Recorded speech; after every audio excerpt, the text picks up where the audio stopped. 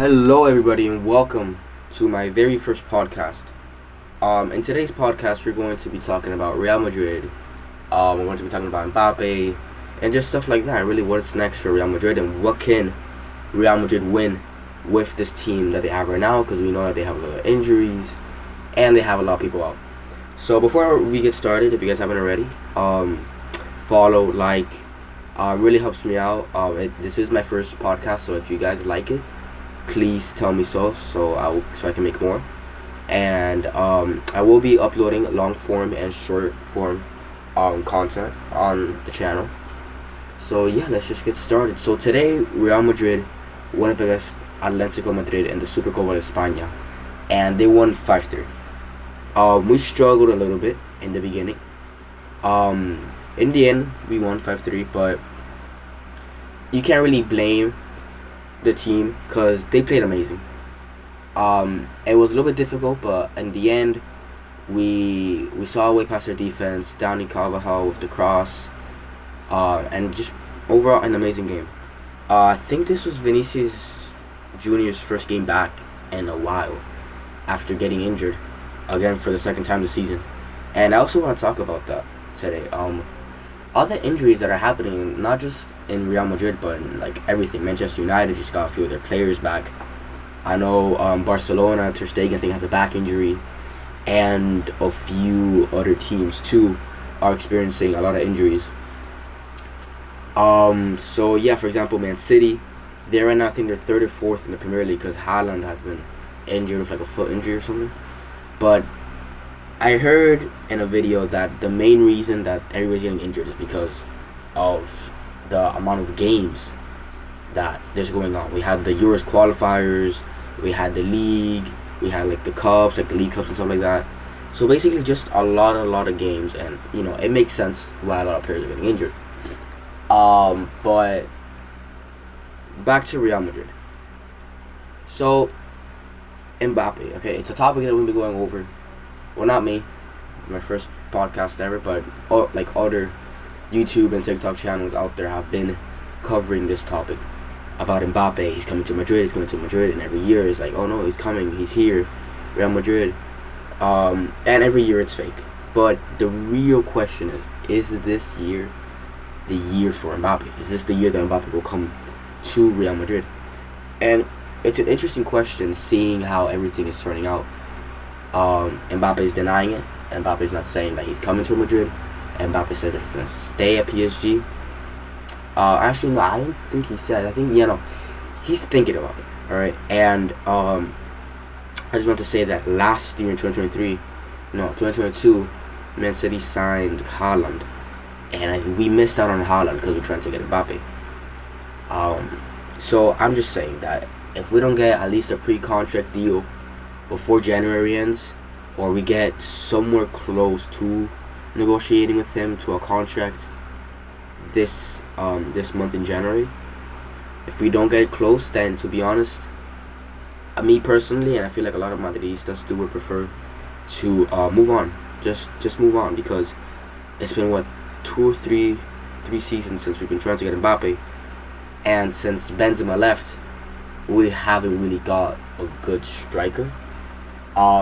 We have, sorry if I pronounce this wrong, Joselu. He is an amazing forward, an amazing striker. But I feel like Mbappe could create more chances, could create more goals, produce more goals. I'm just saying, if we don't get a good contract or a good negotiation in this month, at least try to sign somebody else. I've heard a lot about Haaland to Madrid, Haaland's release clause, and how it's only like 86 million euros for his release clause for 100 million, and that people are preferring that than to spend 200 million on Mbappe. And I agree.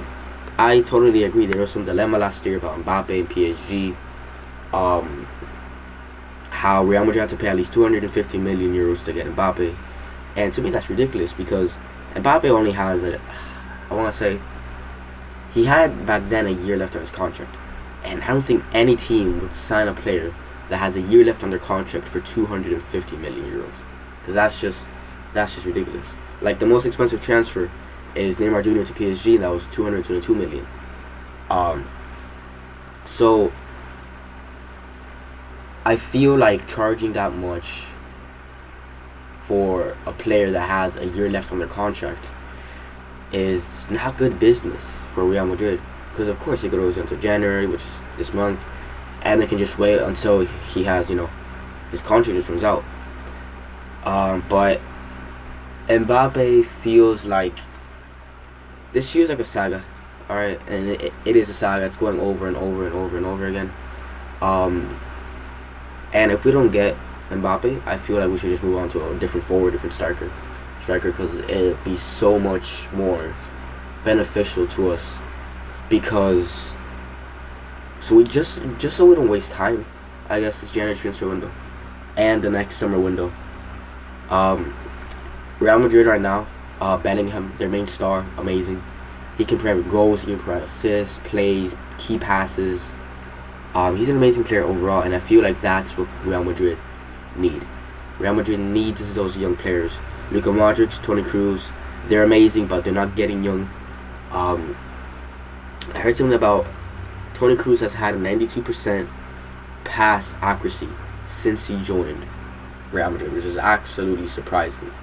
So these older players at Real Madrid are really holding their own there, and they're still getting playing time. Like they're getting subbed out for like Valverde, or Valverde's getting subbed out for Luka Modric, or just stuff like that. But it's just cool how it's just amazing actually how these players at such a old age can produce these key passes and these chances and these plays. It's absolutely amazing. And I feel like if they continue down the path that they're going, we can probably win. I don't really wanna say it that much, but I feel like we can win the Champions League. Because yes, it's true, we do have a lot of players that are injured. We have Courtois that tore his ACL, and I think he's out for the rest of the season. So now we have Kepa in goal, which has actually been doing amazing this season. All the memes and stuff about him last year, like he's just been doing amazing this season. We got Vinny back, which is amazing. So right now, this team looks solid. But is it enough to win the Champions League? We're gonna have a way to find out how the first leg of the round of 16 goes against RB Leipzig, because Timo Werner just left. So we probably have a chance, and Nkunku left too. So either way, I feel like with Nkunku and with Timo Werner, we could have still beat them, but not that much of a struggle really. I feel like the lineup for next year, if Real Madrid really focuses, and not saying that they're not focused now, just saying that if Real Madrid just gets everything in order, I guess the lineup for next year could be amazing. We have Vinny on the left wing. Alright, one of the fastest players in football that we have right now. Absolutely amazing, fast, can do crosses, sprints, everything. He's amazing. And then on the right wing we got Vinicius Jr. Rodrigo. On the right wing we have Rodrigo, that's just going absolutely crazy too. He's been amazing since the Champions League final. He's been appearing in every game since the Champions League final, and he's just been overall amazing. And now most of you saying like, hey, what did you see with the striker position? Because the striker position, I feel like we could sign 3 people. We could sign one of these 3 people in the summer transfer window. I feel like we can sign either Mbappe, Haaland, or maybe Victor Osimhen. I don't know. He seems like a good striker to sign. I think we were gonna go for Kane at some point, but then he went to Bayern Munich, so that's out the picture. So for midfield, like when I heard the news last summer, 2023, the 2023 transfer window, and I saw how many midfielders they're getting. They got Galabao's back, Brahim Diaz came back, they got Bellingham, and I thought to myself, how can Real Madrid give all of these players playing time? Like it's actually just, I was shocked about how many midfielders they signed and like how they can get playing time. But I think in the end it worked out, because a lot of players are injured right now. A lot of center backs are injured right now, and we can put the midfielders, for example, Camavinga, we can put him as a left back, and Chouamani, we can put him as we can put Camavinga as left back and then Chouamani as centre back, which really helps. But yeah, no, and I also heard some news about Davies coming. But we'll talk about that another time. But yeah, so question all of us have been asking ourselves is, can Real Madrid win the Champions League? And my response to that is, I don't know, because Real Madrid are an amazing club, amazing players. The one thing I like about them is that they don't let injuries hold them back.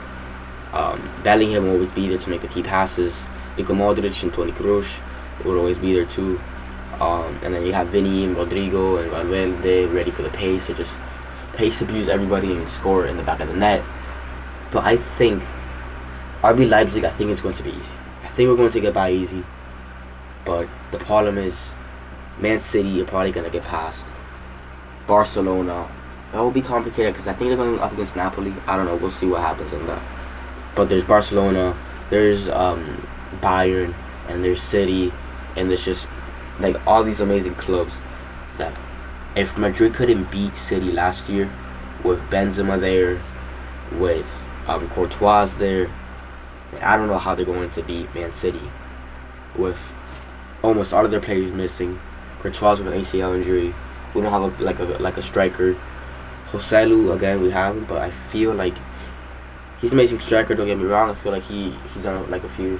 I think he's scored a few goals this season, a few assists. But I think we just need a striker that can be a lot. I don't know. I'm not saying that Joselu's a bad forward or anything. Just saying that I feel like Madrid will need a better striker when time comes. A better striker, faster, stronger. And yeah, to be honest, but you know, to say short, I think Real Madrid can win the Champions League if they focus enough with the team that they have right now, because I think they have everything they need. This team is absolutely amazing. It'll be even more amazing next season if Madrid gets everything down correctly. Mendy left back, centre back. We have, I think Alaba got injured for the rest of the season too.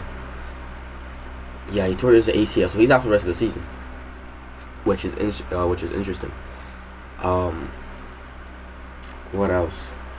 And then David Alaba. No, a lot of our defenders are getting injured.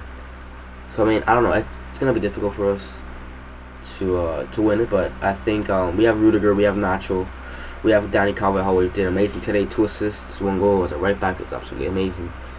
So I think this should be the line that Real Madrid should use in the Champions League, round 16, quarterfinals, semifinals, and the finals if they make it to it. Left wing, Vinny. Striker, Joselu. Right wing, Rodrigo. And in the midfield, I feel like we should use a 4-3-3 attack. We should use Bellingham, Cam.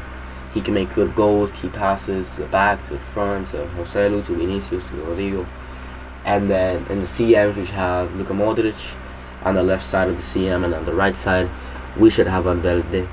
And then left back, Mendy, Rudiger, Nacho, Carvajal, and then Kepa. That team, if they focus and they do their tactics well and they practice their tactics, I feel like they can make it really far in the Champions League. I'm not saying just quarterfinals. Maybe quarterfinals and the finals. Maybe even go ahead and win the whole thing. But yeah, that's just my opinion on things. But you know, Real Madrid are looking strong. There are a few things that I would change. But just Real Madrid are an amazing club. They've gone through this path before of injuries and stuff like that. But you know, it should really be an interesting season to see how these players do. How these players cope for the rest of the season with all these injuries. Bellingham came back a few months ago or a few weeks ago for like a shoulder injury that he had against Napoli, and he's still scoring goals. He's still scoring bangers and assists. Just amazing. But yeah. Thank you guys for watching this podcast, for listening to this podcast, because all I have right now is a Real Madrid logo screen. But yeah, just thank you guys. If you guys watched all the way, just comment down below Real Madrid, and I'll know that you guys watched all the way through here. And just please make sure you guys like, subscribe. Really helps me out. It's my first podcast, and I will post more videos and more shorts, like long form videos on the channel, and then more shorts too later on the line. So yeah, if you guys enjoyed this podcast, just like, follow me, and yeah, hope you guys have an amazing rest of your day. Next one, see you guys.